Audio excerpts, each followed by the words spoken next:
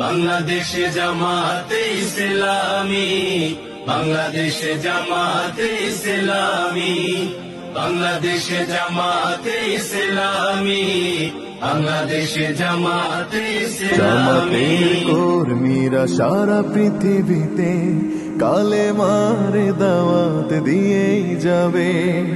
জামাতের কর্মীরা সারা পৃথিবীতে কালেমার দাওয়াত দিয়েই যাবে।